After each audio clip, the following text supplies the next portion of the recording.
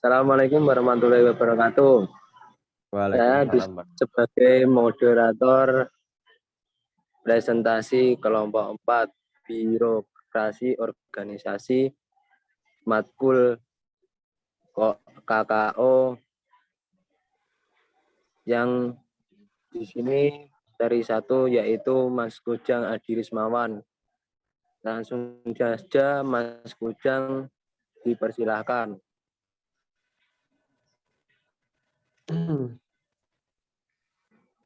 Ya, yang pertama, organisasi memiliki peran penting dalam kehidupan manusia. Organisasi ini dibentuk melalui komunikasi individu. Di dalamnya saling berinteraksi satu sama lain untuk mencapai tujuan bersama.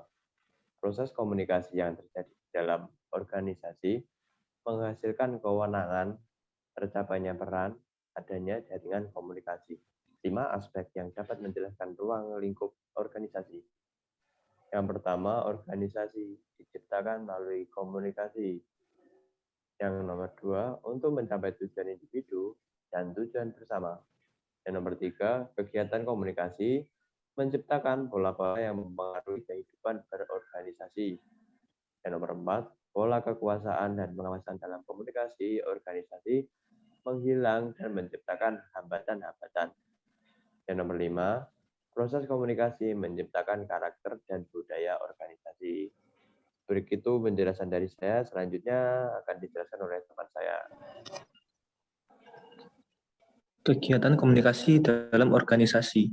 Kegiatan komunikasi dalam organisasi menciptakan pola-pola yang mempengaruhi kehidupan organisasi.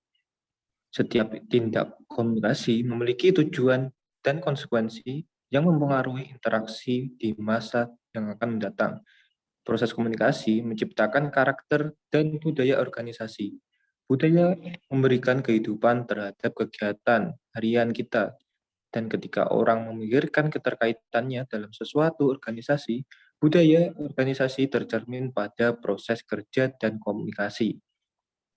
Pola kekuasaan dan pengawasan dalam organisasi menghilangkan serta menciptakan hambatan. Budaya organisasi mencangkup hubungan kekuasaan yang mana kekuasaan diperlukan agar berbagai hal dapat terlaksanakan. Selanjutnya akan diteruskan oleh teman saya.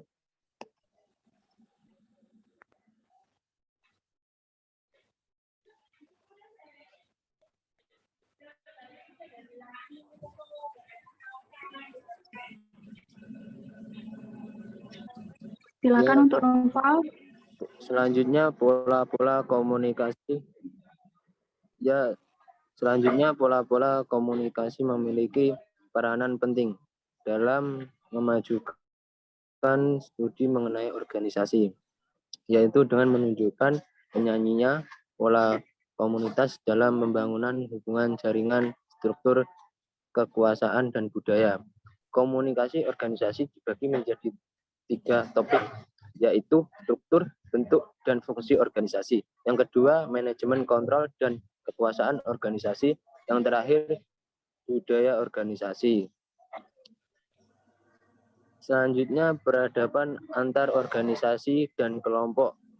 Pada adanya birokrasi, pandangan orang-orang terhadap birokrasi selalu dinilai negatif, yaitu berupa sekumpulan orang yang lamban, kaku, tidak fleksibel, banyak orang, banyak meja dan korup.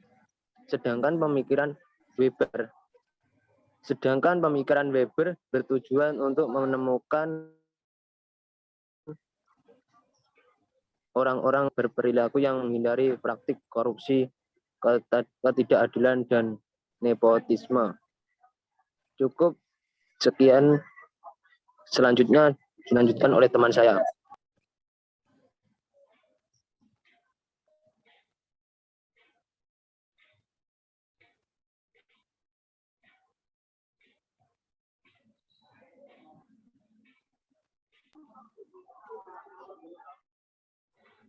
Ren. Yang selanjutnya yaitu Weber memandang birokrasi sebagai produk rasional sebagai hasil dari rekayasa sosial. Gagasan Weber disebut birokrasi rasional. Adapun 3 faktor atau karakteristik yang harus dimiliki organisasi untuk mewujudkan birokrasi rasional yaitu yang pertama, otoritas atau kewenangan, yang kedua yaitu spesialisasi, yang ketiga yaitu peraturan. Otoritas atau kewenangan. Dalam sebuah organisasi, otoritas